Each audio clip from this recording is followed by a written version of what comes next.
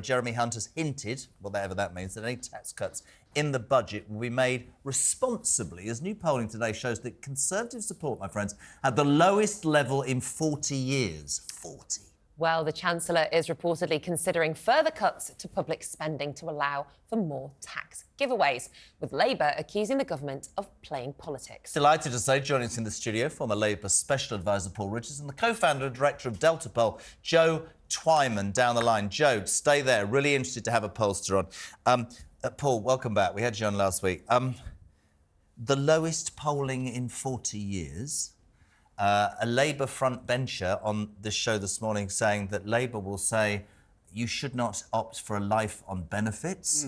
The political landscape is changing massively by the hour, man, isn't it? Well, I saw your jaw drop when Jonathan Ashworth said that earlier. But actually, you know, Labour in government has got people off work and off benefits and into work. We had the welfare to work schemes under Gordon Brown.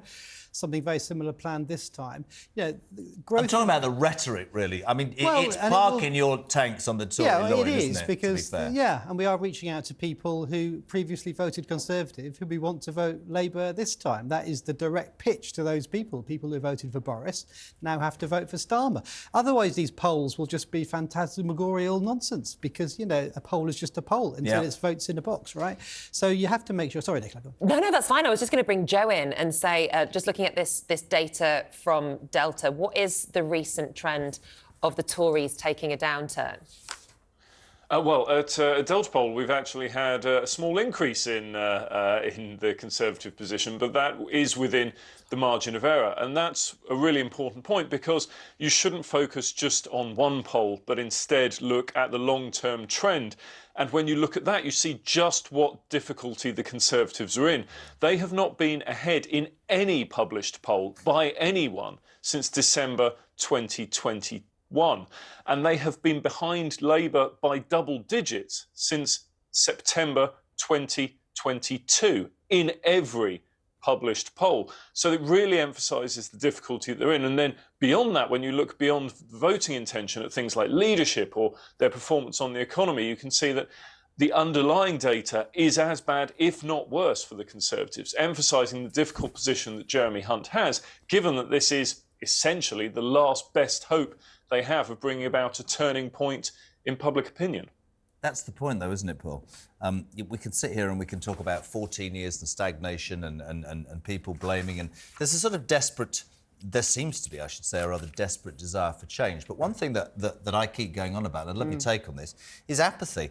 Not by the Labour Party or the Tory Party, by the British public, which I totally understand. If you look at this country right now in almost every single way, whether it's the problems with immigration, whether it's the military, whether it's happening in the world, the state of the NHS, a Home Office that's not fit for purpose, you can't get a doctor, you can't go to a dentist. This country, seemingly to many people, is on its backside. And I fear trust in all politicians across all political spectrum is at its lowest point ever. I fear many people won't turn up at the election. Genuinely mean that. I agree with the first bit. Nothing works. There's potholes all over the place. You can't. He loves a pothole. He said it last week. Well, it matters more. It does. Than many other things. Absolutely, mate. I agree. But the second bit I disagree with because I think people will turn out because I think that desire for change will be translated. And we're going to wake up after the election. Let's hope it's May, and it should be. We're sick of waiting. Why should it be May? Well, because we're sick of waiting. This is a dead duck government. They can't do anything. It's completely wrecking the country. So let's get on with it and have a choice. But the point is, I think people will show up because I think they know it's either a Conservative government on that Friday morning or a Labour government on that Friday morning. And Labour gives you the opportunity for change, some growth in the economy, getting people. But we haven't got much detail, have we? Of it.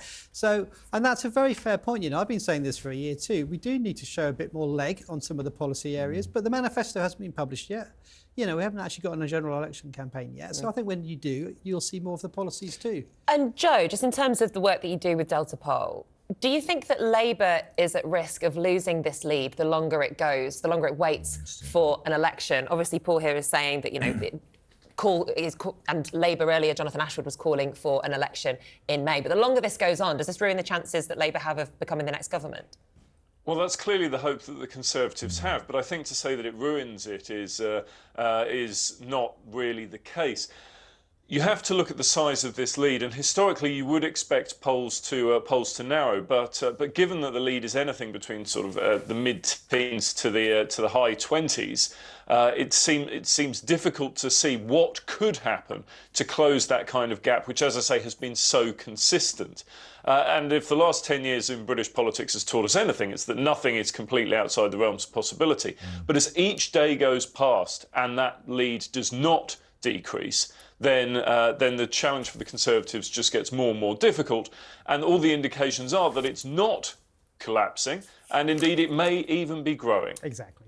And I think that's the really interesting thing, Joe, and you've shown that graphic. You know, whatever anybody else thinks around this table, this man Sunak thought he told us all it was going to be different. Look at that, it's an appalling result. Quite rightly, everybody criticised Liz Truss. I still maintain that if you get a majority from the people, you have a right. Boris Johnson's support, that is extraordinary. And Rishi Sunak is probably, somebody said the least popular Prime Minister in history almost, Joe. Can you come back from that? Or is it just now playing that game of, I want to get out of here with as much dignity intact and seats-wise as I possibly can? I don't know. Well, Rishi Sunak has never been ahead of Keir Starmer on leadership ratings. Wow. And during their time in office, Rishi Sunak's Conservative Party has never been ahead of Labour when it comes to economic competence. And it's never been the case in the history of British politics that a party has come from behind on both of those to win the most seats at a general election. And not only are the Conservatives behind on both, they're behind by some distance. Yeah. And most importantly, particularly economic competence is not moving at all. While voting intention fluctuates a little bit and has been moving around, economic competence has basically been statistically unchanged for the last 9 months.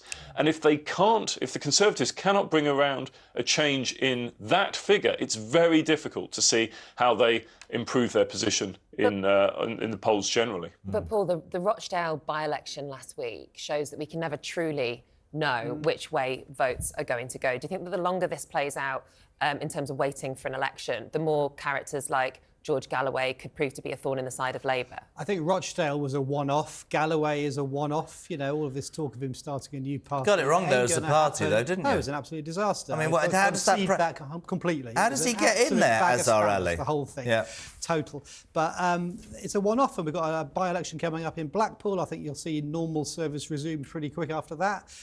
Probably another Labour gain on the glide path to an election. Now, there's no complacency in the Labour ranks. The front benches I talk to are not measuring up the curtains. They're not thinking about moving into the departments. You know, they are thinking about how they win the trust. A lot of people watching this have not made their minds up. No. They've fallen out of love with the Conservatives. I think that's fair. The polls show that, but they haven't necessarily fallen in love with Labour yet. So 6 months, whatever it is. Why don't they give us, and I think Nick's right, why don't they give us, I know you say we haven't written the manifesto, I get that, but the British public, much as I say they are turned off, there is a floating element that, yes, are absolutely fed up with what they've seen, but whether you like this or not, there is still a distrust amongst a lot of people. Yes, of course. And why I was open-mouthed was that Joe just said it, for the Labour Party to be consistently leading economically, fiscal responsibility, that's just unheard of. But I do think there's going to come a point when they'll need a little bit more. When are we going to get that? Jeremy, were we out of the country during the Labour government that we had? Gordon Brown was Mr Prudence, wasn't he? He was all about, for the first 3 years, we stuck to the Conservative spending plans, for heaven's sake. It was all about fiscal responsibility. I was out of the country, yeah, definitely. And there was growth, month by month by month. So, we have a track record. I think the reason for distrust, I'm afraid, is the 5 years we had under Jeremy Corbyn, where the trust was thrown out the window. Did you support Corbyn at that time? No, absolutely not. I supported Labour. I've always been Labour, but I thought Corbyn was the wrong leader. Do you think you'll join up with Galloway? Well, I doubt it. I think you have two great egos fighting it out. I doubt it. But I don't think it might even stand. Hopefully. But, interesting. So we're trying to win that trust back. We're some of the way there. We're not all the way there, but we've got a few months to go. Let's hope. What about a section of society who would perhaps not want to vote for Keir Starmer because of his stance on the Middle East? Are you concerned Same stance as the government, though, to be fair. Well, yes, but people look for opposition to do something different, don't they? But if Are you you look at those- concerned about the votes that you might lose because of the inability to kind of show proper leadership Well, that's and decision on fair point, but I would say, look at the opinion polls. You know, Gaza is not in the top 10 list of things people are worried about. And But this is what I was trying to say earlier. But of course, the example is George Bleak Galloway, because this man. It's a one-off, Jeb. It's a one-off. Well, I know, but it's a frightening thought. I have a friend who lives in Rochdale, and he'll tell you that the town is on its backside. But a man. Listen, everybody can see what's going on in Gaza and feel sympathy over that humanitarian. There will be Jewish people who will talk about anti-Semitism. There will be Muslim people who say this is an unfair, picture of what... And both might talk about the other side as well. Absolutely. My point is absolutely this. Are Labour... Are traditional Labour voters going to turn away from Keir Starmer because of that, or are they going to turn away from him because they don't know? They're not sure what he genuinely wants. I think That's the question in the polling stations will be: do you care more about the state of the NHS or the state of Palestine? Simple as that. And I think people will look to domestic issues. They'll think about their own streets, and they will vote Labour on that basis. Is that what's happening in the polling, Joe? Would that be fair? When you look at the polls, it is clear that among certain communities in certain areas, Gaza is more important. Right.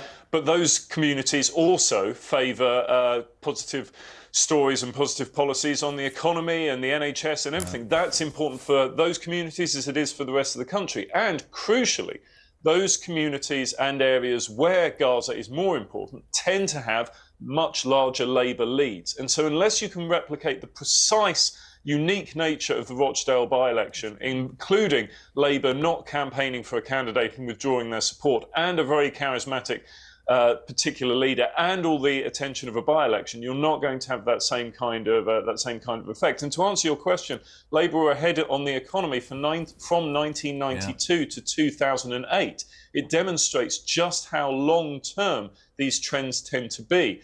And though there are lots of talking points around the economy, it's very rare for there to be a turning point. And that will be as important for people in areas with where Gaza is important as it will be for others. Fascinating, guys. Absolutely. Thank you so much. Former Labour advisor Paul Richards in the studio, and Joe Twyman from Delta Poll joining us down the line. Thank you both.